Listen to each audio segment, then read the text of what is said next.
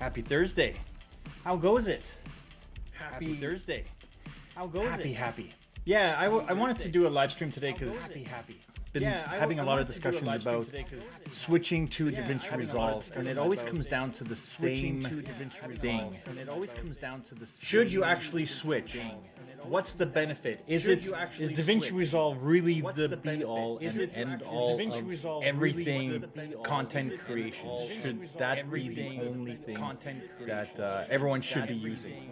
Because a lot of people believe so. A lot of people say that you should switch from whatever you're using, be it Final Cut Pro, CapCut, Premiere Pro, you name it, anything, and DaVinci Resolve can do it all. Can it do it all? Well, let's talk about that. If you have questions about you're thinking about switching to DaVinci Resolve, or you're thinking about switching to any of the other apps, let me know, because I use most of them. Let me know, because yes, I use most of them. Oh, audio is echoing. How about now? Is this a little bit better? Heavy echo. All right.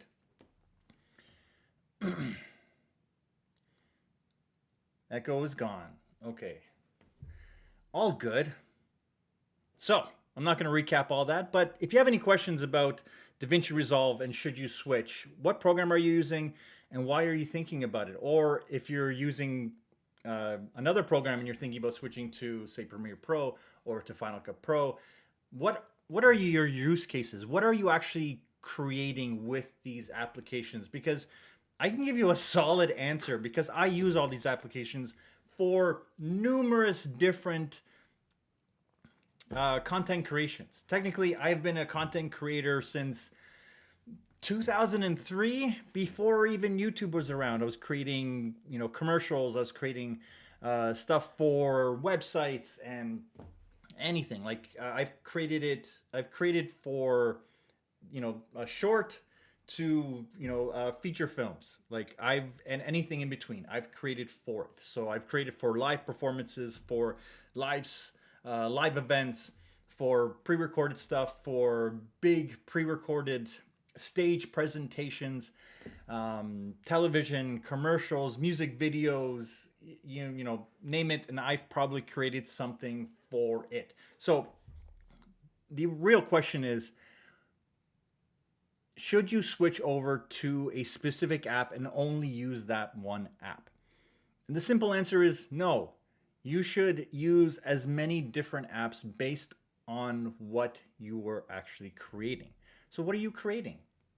And then there are apps that are very specialized and do really good jobs in doing that kind of stuff. I just want to bring up my comments. There we are. There are my comments. So there's a poll going right now. Maybe up? No, it's up there in the chat. Make sure you answer that poll. What are you using? And if you're not using one of the ones that's in there, definitely leave it in the comments about which app you're using. So this all started because I started creating these videos, these video series where it's I'm trying to help people that use Final Cut Pro lean into DaVinci Resolve a little bit more. Get used to using both apps. For there is no such thing as a free app. And if you're using a free app, it's going to be either limited or you're going to have to, or you're the product. You're selling your information.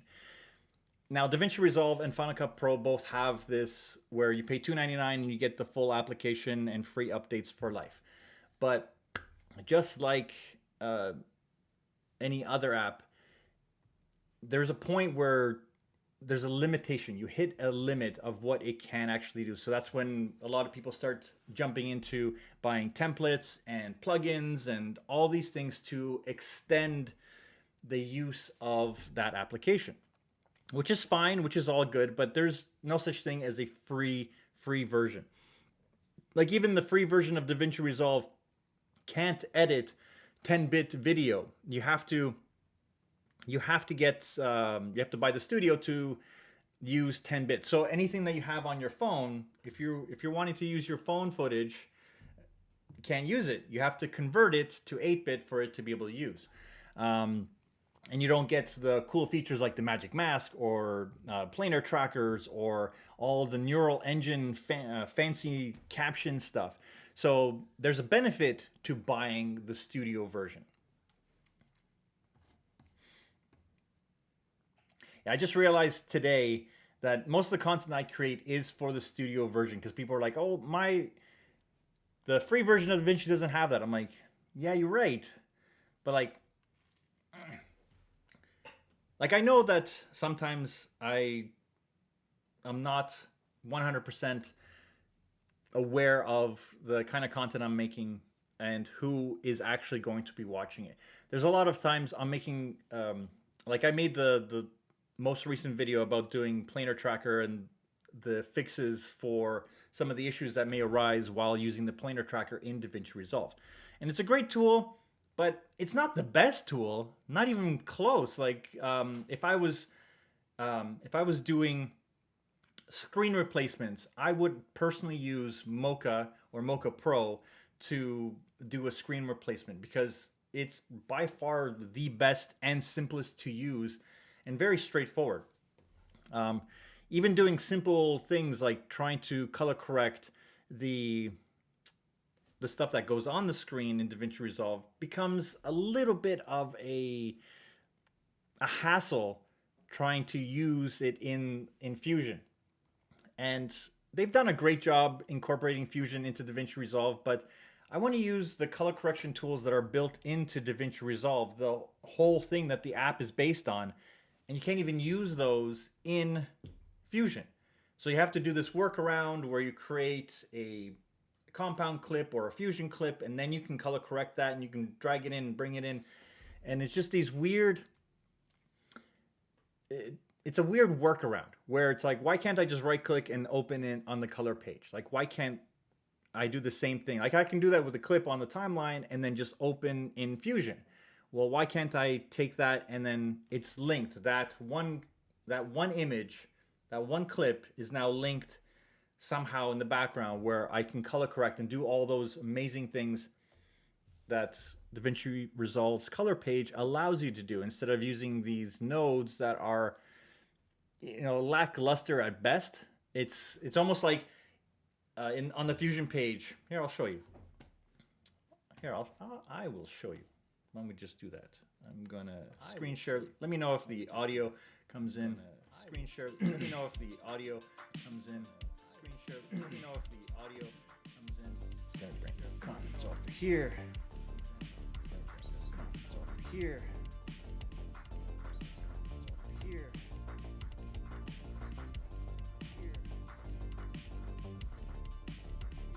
All right. Echo is gone.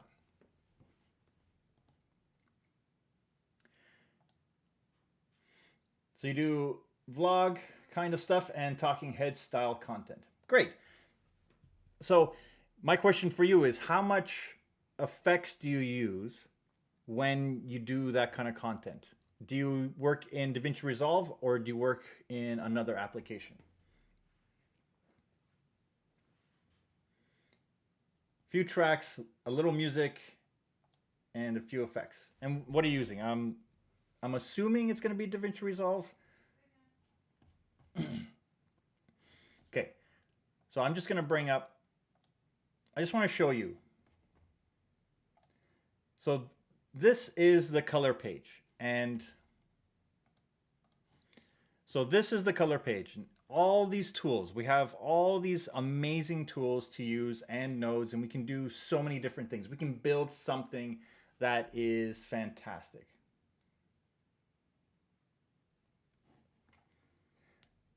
So in Fusion, oh, let me get rid of these things. I was trying something different.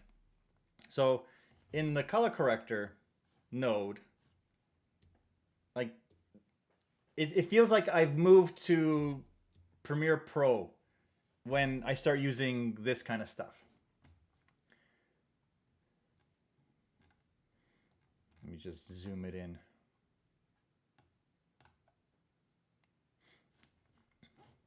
So when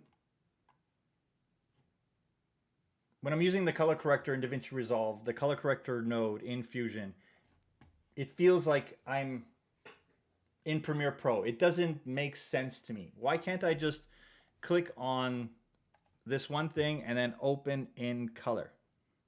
There's no option to the, but if I wanted to take this on the edit page, boom, new Fusion clip, or I can just click on it and then I go right into Fusion and it will have that open. But I can't do that with the in Fusion. I can't add those effects onto it. I have to do the note stuff, which is fine, which is fantastic. I don't mind that. It's just you have this whole page that's dedicated to color and it's amazing, and I can't use it. So that's one thing that definitely frustrates me when it comes to using Fusion. And also there's so many things that are built into this that, like especially the planar tracker that I was doing recently, where it's a simple track, very simple. It just goes off screen, but the planar tracker at this point, it's without having to fix it, it kind of goes bananas and you have to manually fix it, where Mocha can do this very, very simply. So, and sometimes doing a simple effect like this is necessary for all kinds of content, where you may get a shot and they just film something, or you film something and you have something in your shot where it's a copyrighted thing, or you may get flagged for it. So you want to be able to replace that without just losing the shot, because having the ability to save a shot with simple object removal or some kind of VFX, like simple invisible VFX, saving a shot, like that will make clients super happy. That can save your whole project, because that's a key shot. We need to use that. So being able to do that simply is actually quite important. So for me, majority of the stuff that I do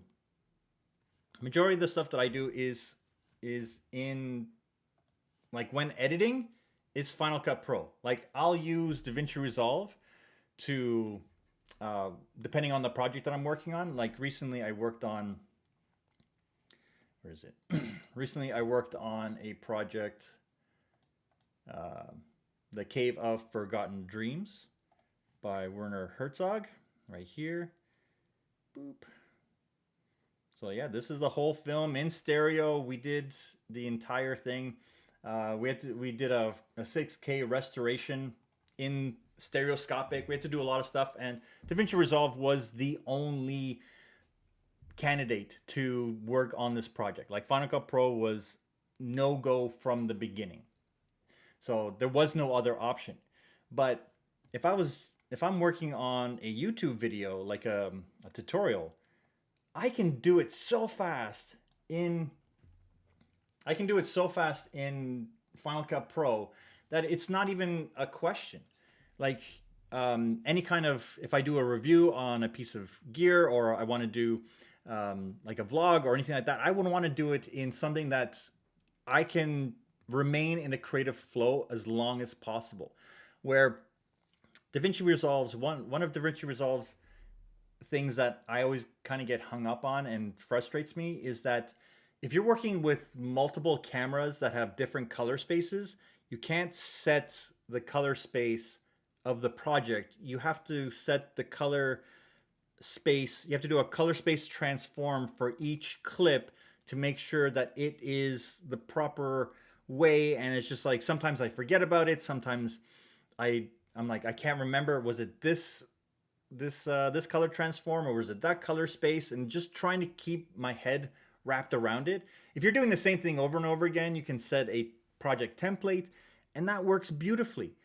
But like there are little things like that that are frustrating. But then in Final Cut, I can't do a screen replacement, a simple screen replacement, unless I do a manual corner pin and try to get it done. Like it's very frustrating to try to use one app for everything.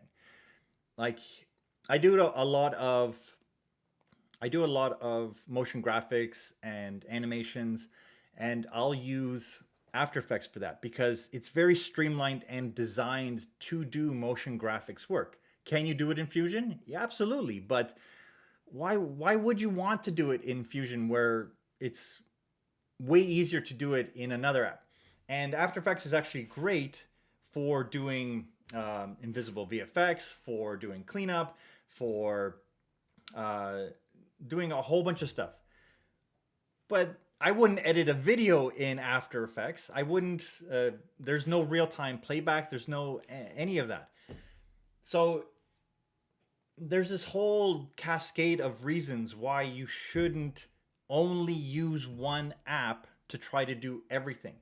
The node-based compositing is great, shot per shot, but when you have to start blending stuff between one shot and another, like the node tree can start looking crazy. Like it just gets so complicated, and then you're looking for, it's like it just boggles my mind.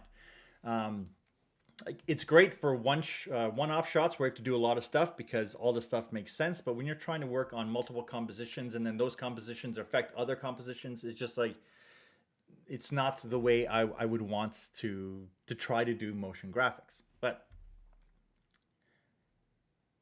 that's besides the point. Like the fact that I know which app I can use and I can just jump into it to do the thing that I need to do quickly. Like I'd rather work on something in After Effects, build that comp, do the whole animation, render it out, and then drop it into an editor. So then it just flows. Like I'm not waiting for it to cache and play back. And if I need to do a quick update, I can just change that in After Effects, render it out, and it automatically updates in the editor. Like that's a workflow that actually makes sense instead of trying to do everything all in one place. And I think a lot of people also don't realize that editing, motion graphics, compositing, visual effects, audio engineering, color grading, these are all specialties that can take years to learn how to do properly. So just the fact that it can do all these things doesn't mean that you're going to be great at all these things right off the bat. Should you know the basics and how to communicate to other creatives that you're working with potentially? Yeah, absolutely. I think learning the vocabulary and learning and understanding the whole process of what goes into making content, that's a great place to be, because then you know, oh, I need to do this effect, I'll be able to use this. And there's a lot of things, a lot of great things to say about an app like CapCut. And I'm seeing a lot of conversations of people saying like, well, if CapCut's going to be banned, so just switch to DaVinci Resolve, where most people that use CapCut, they use it on their phone. There is no DaVinci Resolve on your mobile device. Sure, there's an iPad version, but so like just the fact of CapCut's being banned, automatically go to DaVinci Resolve. It's like, why is that great for those people? So when I play around with CapCut, I think it's a great little tool, and it does the things that it does really well. It has a lot of built-in effects and features that you don't have to build yourself. You just kind of slap it on as an effect and it works great. It has a lot of AI features like the captions, and it just does it nicely without having to know how to set it up, and are your project settings right, and are you in the right color space? No, like CapCut kind of figured out like everything everything is going to be captured on this phone, and it's going to be edited on this phone, and we're going to save it on this phone, and it's going to be uploaded automatically from this phone. Like, it never left this place. Sure, CapCut made a desktop version, and it also has a lot of those features, but it's more about staying in the creative flow and trying to get the content done as fast as possible. So if you want to, if you don't need to figure out how to do a screen replacement and how to, do all these effects and all the complicated things that you need precision control, which DaVinci Resolve is fantastic at, then CapCut is going to be great. Is it free? No, absolutely not. Not anymore. Not for all the AI and amazing features. It's like $8 or $10 a month, and it's potentially going to be banned if nothing happens in the next 75 days, I think, at this point. So a one-stop shop, just saying DaVinci Resolve is the only thing you need. Like, I don't know if that is true. Like, if I could, like I say this often, if I could, I would want to use Final Cut Pro for everything. I love working in it. It is very streamlined. It is very intuitive, and it's as precise as I need to be. And when I do rough cuts, when I do a lot of the stuff for clients, I'll do a rough cut in Final Cut Pro because I can be so fast. Like, typically a rough cut, usually the kind of work that I'm working on is I'll get either a paper edit of all the content that, or all the dialogue or the voiceover that needs to happen. I'll put that in. I'll drop in all the edits, and then I'll put in all the style frames over top of it, or any kind of rough cuts that I have. The keyer in it works super fast. I don't have to pre-render anything. So if I need to key any stuff, there's green screen footage, I can just key stuff. The magnetic mask now, if I need to cut people out and just show quickly how everything is going to work, Final Cut Pro is super fast. Like, I'm able to work almost as fast as I can think about, like, oh, I want to try this. Oh, I want to try that. So it allows me to try a lot of different varieties or aspects of the entire creative process. So having that tool in my, like, the place where I start, I'll just dump all the footage. I don't have to think about the color spaces or the project settings, or like, I don't have to find what the resolution of the clips are that were given to me. I just dump it all in, grab the first clip. It sets everything in. It sets everything into the project settings. The timeline is correct, the frame rate, all that kind of stuff. I don't have to worry about the color space. So if it's log footage, even now After Effects, even now if I get camera raw footage, Final Cut Pro will automatically be able to put on a LUT. It will automatically put the camera manufacturer's LUT onto it. So many things are just already done for me, and I'm already in the creative process before I have to do all this technical stuff. So,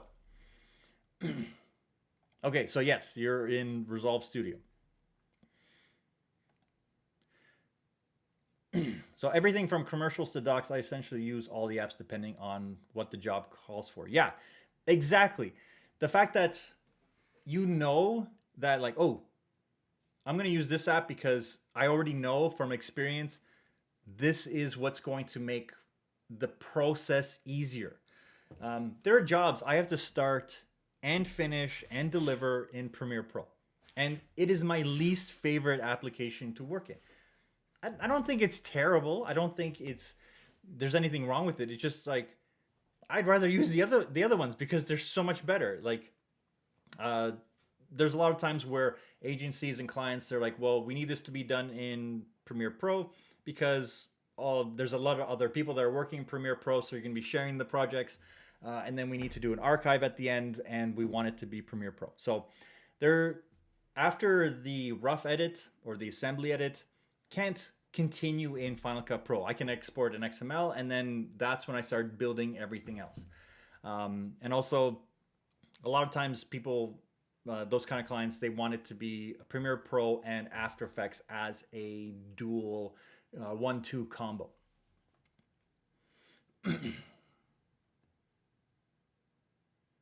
Sorry, I read this comment. I said, I love Final Cut Pro, been using it since, and in my head I read 11.1, and I was like, oh, so you're new? Oh, I'm like, oh man.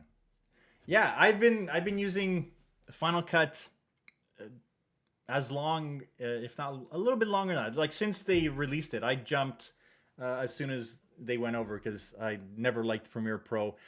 Final Cut 7, I used Final Cut 7 and 10 for a couple years as they made the transition until they kind of cut ties with Final Cut 7. And yeah, it's been essentially every month that goes by, the cost of rental for Final Cut Pro reduces to like a fraction of what it costs to buy that initial $299. And $299 back then felt way more expensive than $299 feels now. But even now, $299 is kind of like, that's not that bad. It's pretty good. Like, for instance, an Adobe subscription for a year is like $400, something like that. 50, yeah, it's like 400, $600. So I don't know.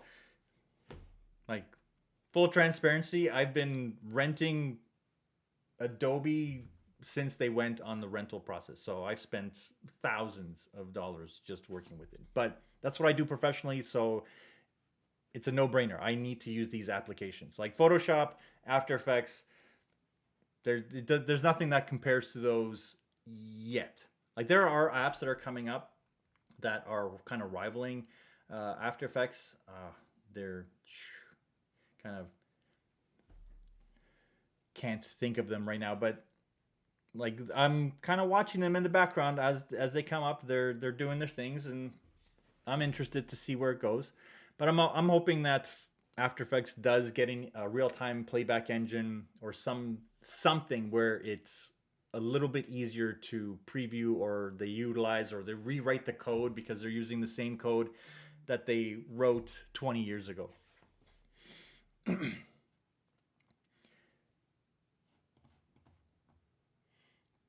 So thus far, 21 votes, and yeah, mostly Final Cut. So yeah, the thing I'm trying to figure out is how to bridge the gap, how to get more Final Cut Pro users to start using DaVinci Resolve more intuitively. Because over the last year and a half, DaVinci Resolve has actually stepped up, and there's so many things that are in DaVinci Resolve right now that are on par with Final Cut Pro. So if you don't need to use Fusion or the color page, just the editing capabilities of DaVinci Resolve, I can make both applications feel the same trying to edit. Here, let me just show you one thing. Maybe 1 second.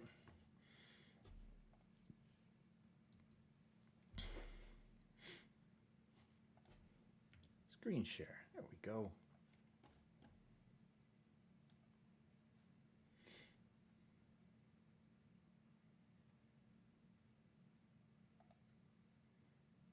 So the podcast editor plugin, the podcast editor plugin. What is the podcast editor plugin? Is that the auto cut, the one that cuts between different cameras and different people speaking? Is that the plugin you're talking about? Auto cut? I think it's available. Well, if that is what you're talking about, I think it is available for DaVinci Resolve. I think so.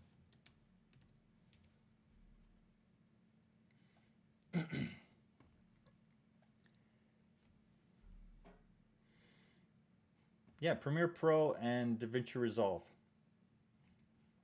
So, or I know that there's another one. I think it's called Podcut or something like that. I don't know. Let me know. Let me know if that's what you're talking about.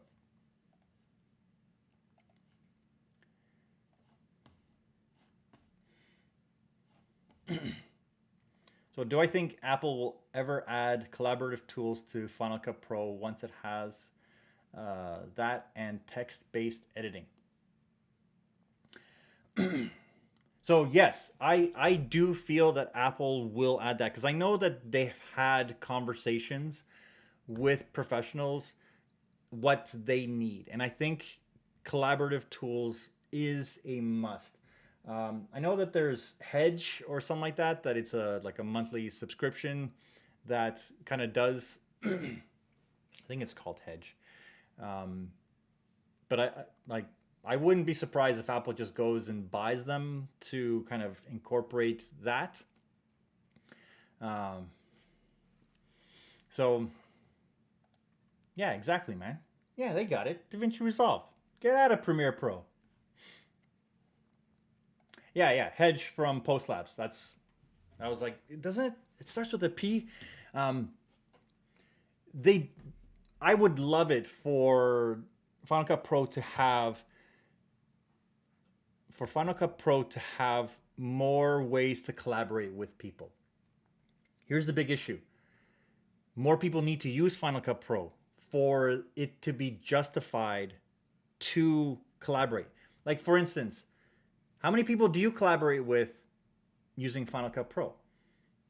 Like I know DaVinci Resolve has collaborative tools, but they're working on like those are used they need the cloud server to be used or if it's kind of locally um, like there needs to be a huge shift in Final Cut Pro for them to really lean into the the pro market. I i don't know if Final Cut will be pro for much longer. Like I think they're going to definitely add text-based editing. They're going to add more AI functionality, more features. I think they're going to try to step up their place in the pecking order of NLEs to be more a cap cut replacement. This is their opportunity to step in and get millions of people using Final Cut Pro on like on iPhones and on computers. I think I think Apple's better move would be to make Final Cut Pro cross-platform. Do that first, get more people using the application, and then add in the collaborative tools because the way the pro market works.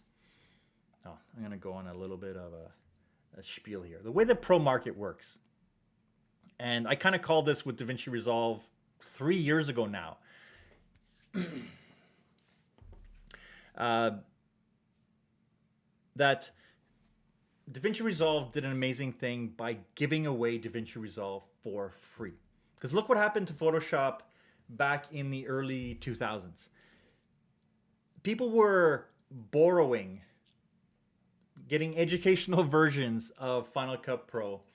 Give me a thumbs up if you, give me a thumbs up if you had a educational version of Photoshop installed on your computer or the Creative Suite that Adobe provided. Adobe didn't go after people that were using Photoshop like individuals, like college students or kind of freelancers. They didn't go after those people for pirating their software. They went after big agencies, big studios that were just using their software for free. They hammered them with lawsuits, which scared some freelancers, but like most people, like it would, like when I was in university, when I was just coming out of university, it's like there's no money. I can't afford $1,000 or $1,500 a year to get the Adobe Suite. So like, but you want to do this kind of stuff because that's what you want to do. And when more people started using it, that's what was in demand, because those people then went out and got actual gigs, which then led them to get bigger gigs, which then led them to starting their own agencies, their own studios, their own little content shops, which then they hired people that knew how to use these things. So Adobe kind of sneakily let people use their applications up until a point where they became too big, and then no, you pay for that. And it became the industry standard. So DaVinci Resolve started giving away DaVinci Resolve for free. Like when Blackmagic bought DaVinci Resolve, and then they bought Fairlight and Fusion, and they jammed it all together and then added editing capabilities. Like this app, like DaVinci Resolve by itself in 2014 or 13, whenever before Blackmagic bought them, it was selling for $15,000 per license. And then they just gave it away for free. So DaVinci Resolve was selling for $15,000. Fairlight was a $15,000 package that you needed to buy with the console. Fusion was $7,000 a year license. So like, put all this together, like you're talking like $40,000 for everything that DaVinci Resolve or Blackmagic just said, hey, I'm just going to give this away for free, because they knew that if people start using it and they start creating good content with it and more people kind of start hearing about it, at first it was more like, oh, they'll start buying our hardware. That's why they started releasing the Blackmagic Pocket cameras as well and giving away DaVinci Resolve Studio for free. And they started to put all this together because they thought that they're going to sell more hardware.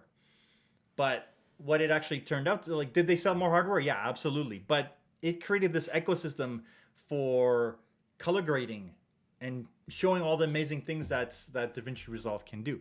So the more they started working on it, the more they were giving it away. Adobe was kind of sitting there going like, no one's going to use this free application. But then it's like, well, shit, this is really powerful. This is really good.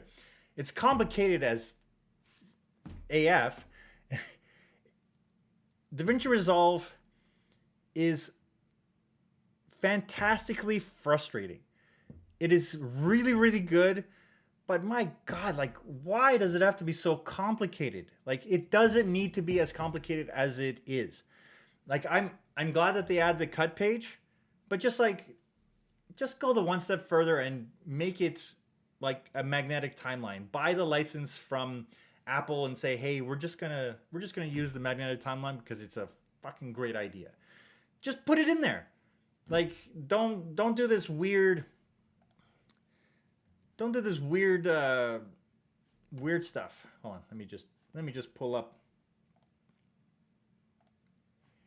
Let me just pull up something so I can show you.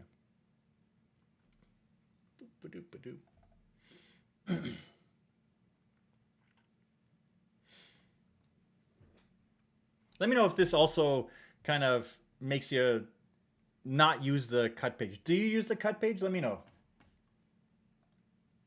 Hit the like button if you use the cut page. But on the cut page, like, I get very frustrated that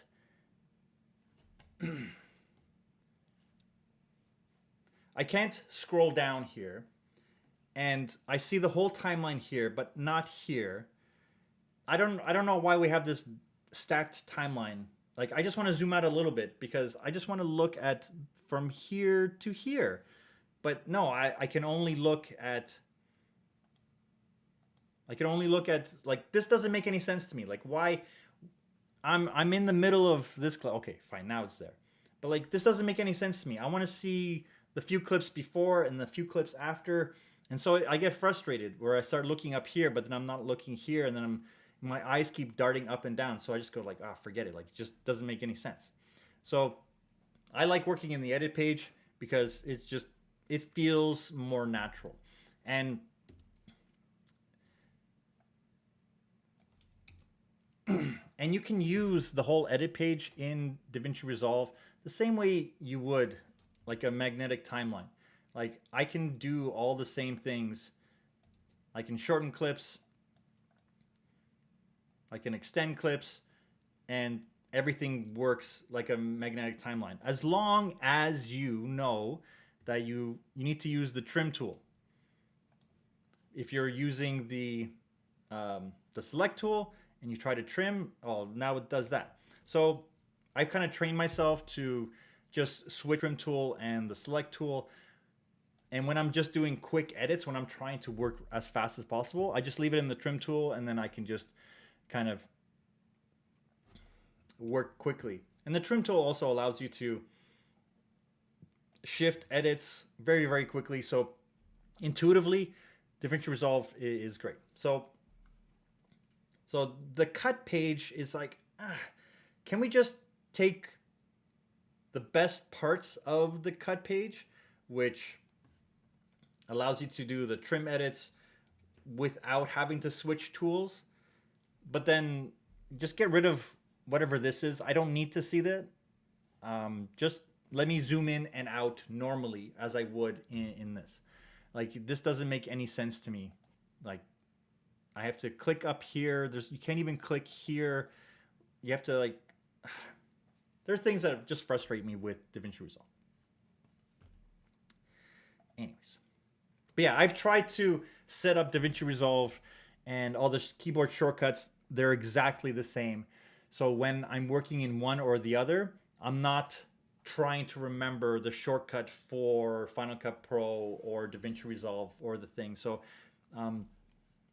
like I have it set up where I can do the trim beginning, the trim end just by keyboard shortcuts. I think everyone should set up where instead of doing the option forward bracket to do that, or sorry, oh yeah, that's right, I disabled it. Anyways, but because yeah, you have to do the trim start, you have to do the option forward bracket, or trim end, the option back bracket, or squiggly bracket, or whatever it is. Anyways, I just set it up where C is cut, B is trim start, the beginning, trim the beginning. Try to keep things simple for my editor mind. And then N for the end, trim the end. And then I can keep my fingers, my pinky on the C. I get to keep one of my fingers on the B. My index finger on the play button, my middle finger on N, my ring finger on B, and then cut is my pinky. And just leave, and literally here, I'll try to show you. So that is the way I hold my keyboard, where I have the cut, I have the B, I have the N, and I have the space bar. And V is still enable clip, because I use that often too. So, and I use that for both apps, the way I set it up, where it's just speed at that point, where I don't even need to lift my hand off of the keyboard.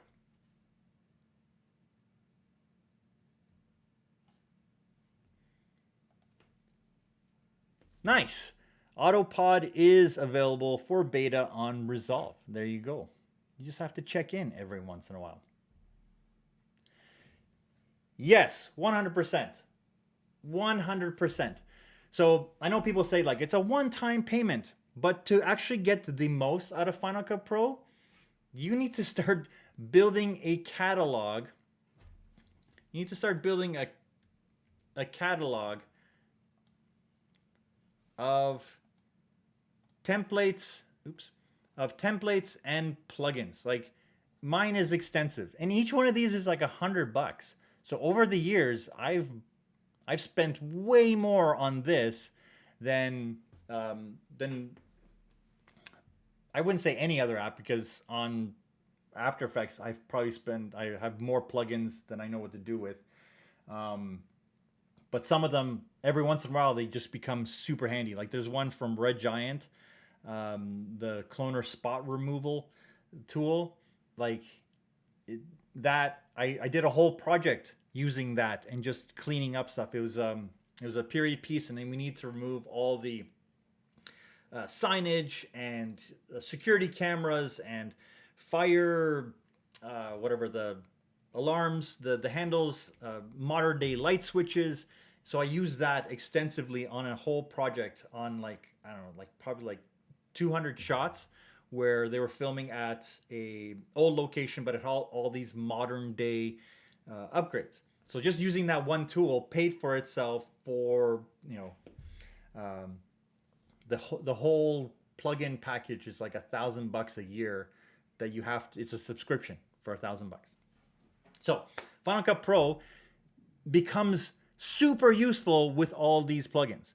But a lot of these plugins are now, you can't even buy them now. They are subscription. They're turning into subscription. And I feel that they're all going to become a subscription at one point, where if you hadn't bought them already, then you won't be able to use them. And I'm actually thinking of, let me know if you guys would be interested in this. Oh, where is it? Let me know if you guys would be interested in this. So I'm actually thinking of creating a lot of the plugins, like the ones that I use over and over again, like the simple ones, like the camera zooms and just like the simple things that most people use on almost every single project. If I'm thinking of just creating a plugin pack and selling it for relatively cheap, because they're simple plugins, but like just kind of selling that for like $8 or $10, like camera zooms, simple things. And it's things that I use over and over again, because I don't know if I want to go over to a subscription to use the plugins that I'm already using. I don't know if they're going to just not allow me to use them in Final Cut Pro. So I'm thinking of just recreating them myself.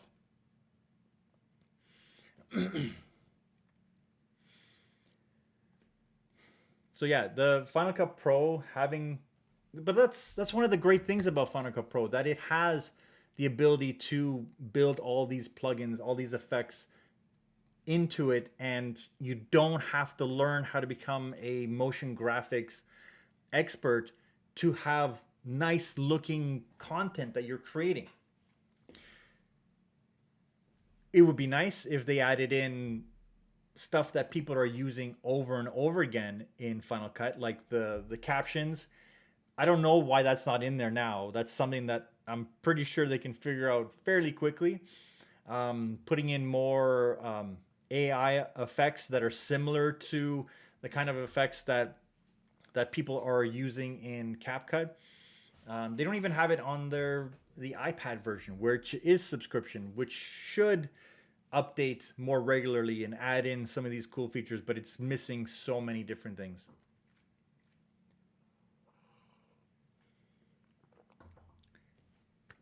DaVinci Resolve is fantastic. Is it the one-stop shop for everything content creation? I don't think so. I don't think people should only use DaVinci Resolve or Premiere Pro. But like, people go hardcore. People go kind of bonkers when it comes to the editing software that they use. Like if someone says something bad about Final Cut Pro, you gotta stand up and protect Final Cut Pro. Or it's like, if Premiere Pro is the only way to go, it's just like, why? Who cares? When was the last time you watched an amazing piece of content, just like content as a piece of entertainment, and said, I wonder what they cut that on? Was that made in CapCut? Because the logo didn't show up at the end, so I didn't know. Like when films are edited, does anyone care what software was used to create something? Only the nerds of us that are like, how did they do with that effect? How did they create that visual effect? How did they do that CGI? How did they clean that up? How did they color correct? Like there's few people that are like, well, how did they do that? We want to know, because we want to create stuff that looks like that. So that's when we go looking for that. But majority of people that watch any content, they're looking at it going like, yeah, that was great. what's the next piece of content I can watch? Like, it doesn't matter if people spent $500 million on a film or if it was done for like $1 million. If the content is right, then like if the content is good, if the story is compelling, then it's not going to matter. Like majority of podcasters that are out there, they just set up a camera and they talk. No cuts, no nothing. And if you can hold the conversation, if you can hold the viewer's interest for an hour, with no visual effects, no editing, no nothing, like that's more powerful than like, well, no, this was edited in Premiere Pro. Who cares? I don't care. I like. I always ask the clients, you know, which application, does it matter which application you want to do this project in? And if they say no, like I have free reign, I'll use Final Cut Pro and After Effects as a 1-2 combo and finish the project that way. If I don't need to deliver them some kind of package at the end. Like I'd rather do that because I know I can focus more on the creative portion of it and make a good story than try to figure out what the proper node structure is to achieve the effects that I'm trying to do. Like After Effects is fantastic because I understand it and I've been using it the longest. So why would I voluntarily switch to an application that I would have to then relearn and try to get years and years of experience doing motion graphics in when I can just do the motion graphics without doing the learning part first? Like I'd rather figure out how to do something complicated because I know the rest of the tools, but then like, oh, how do I achieve this one thing and focus on just that and really dive into make that as good as possible than trying to figure out like, oh, why is this node tree not working? Here, I'll show you an example.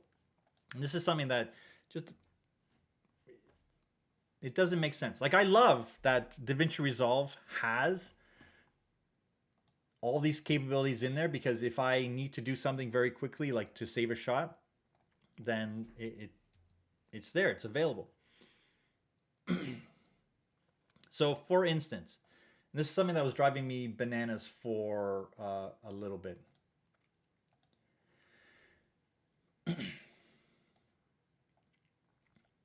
Where is it? Okay, so I'm gonna go back here.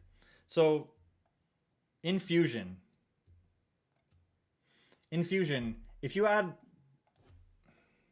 in Fusion, say I wanted to take what's composited on screen right here, and I just want to color correct that before it gets piped into the planar tracker. So you'd think you'd put in a color corrector after the footage, but then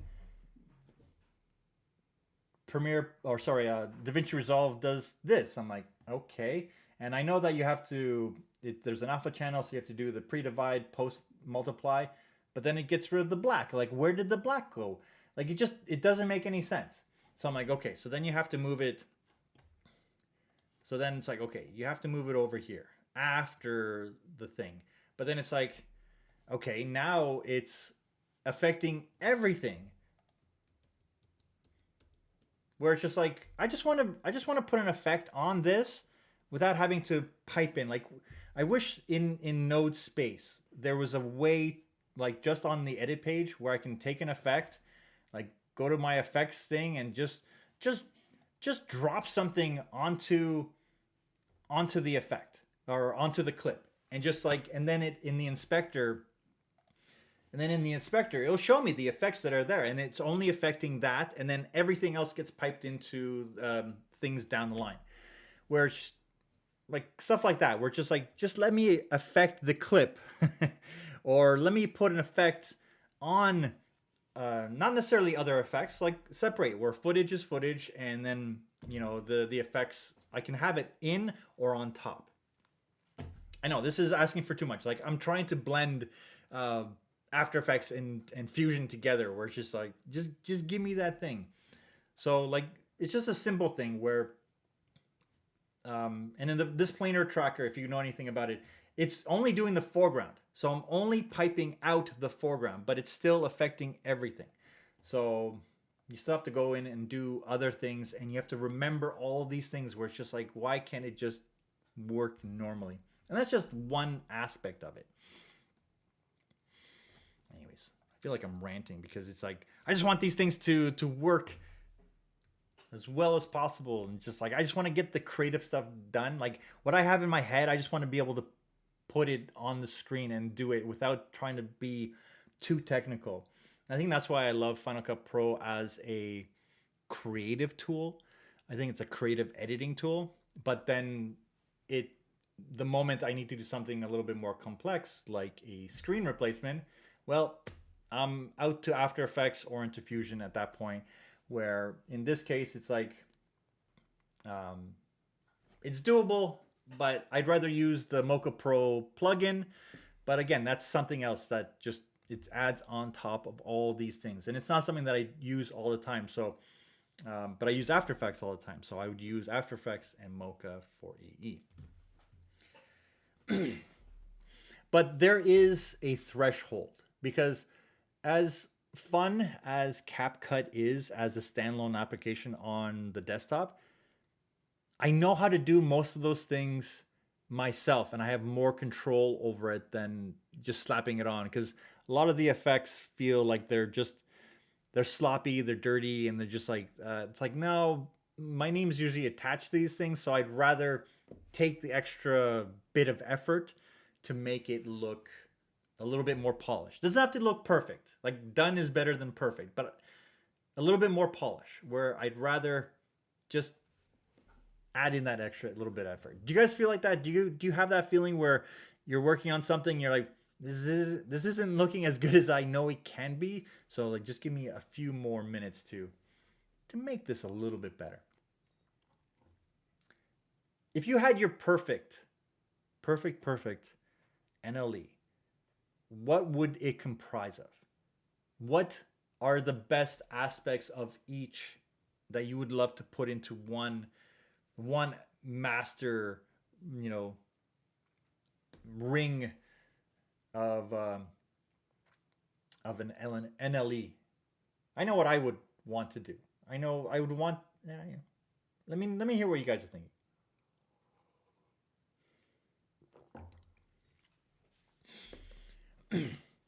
For me, the ideal application would be the timeline from Final Cut Pro,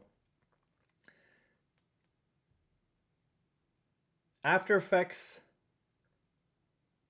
the timeline from the layers from After Effects, but with the node functionality that Fusion is really good at. Like having the ability to do some nodes for some things, because sometimes you want to have one thing that triggers many different things.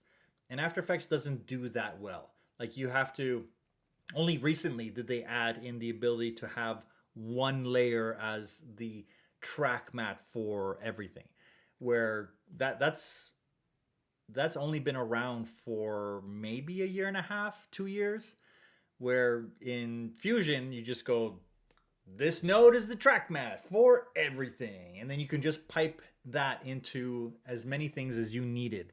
And it'll always call back to that one. So having that kind of functionality, but it's hard to wrap your head around it when working in After Effects, where it's like this layer is now the track mat for everything. So it's everything's a learning curve. Or is it better to just have everything separate and just use the application that works best for the project that you're working on? Like if I was creating only for Shorts or Instagram or TikTok, then I don't think I would use anything but CapCut, because it's just designed to do that and handle it very well. But because I have to work on so many different projects, I've been forced to learn all the applications. Like even 3D animation, Maya and Cinema 4D, I have to use those because we use those in production. Would I use those for YouTube videos? No, probably not, because my goal with YouTube videos specifically is to create as concisely and as quickly as possible, because I have an idea and I want to get it out. Not necessarily short form. It's like, okay, I want to share this thought, or I want to do a review on this cool thing that is actually really cool.